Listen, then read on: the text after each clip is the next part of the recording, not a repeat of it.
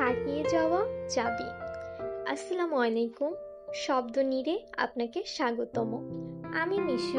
আজকের গল্পটি আমাদের শেখাবে আমরা অনেক সময় যে জিনিসটি খুঁজে বেড়াই সেটি আসলে আমাদের কাছেই থাকে। চলুন শুরু করি। একটি ছোট গ্রামে থাকতেন রফিক নামে এক বৃদ্ধ।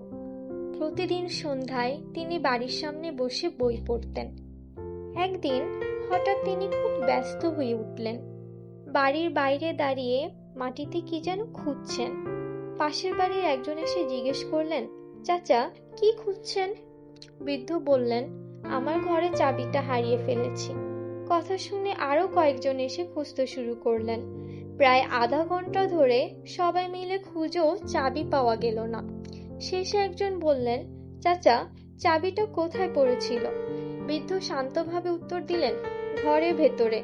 সবাই অবাক হয়ে বলল, তাহলে বাইরে খুঁজছেন কেন? বৃদ্ধ মৃদু হেসে বললেন, কারণ বাইরে আলো বেশি। সবাই কয়েক মুহূর্ত চুপ করে রইল। তারপর বৃদ্ধ বললেন, আমাদের জীবনও এমনই।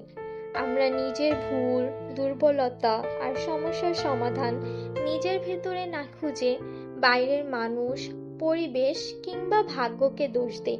অথচ আসল উত্তর অনেক সময় আমাদের নিজের মধ্যেই লুকিয়ে থাকে। সেদিন সবাই ঘরের ভিতরে গিয়ে খুঁজলো। কয়েক মিনিটের মধ্যেই চাবিটি একটি বইয়ের পাশে পাওয়া গেল।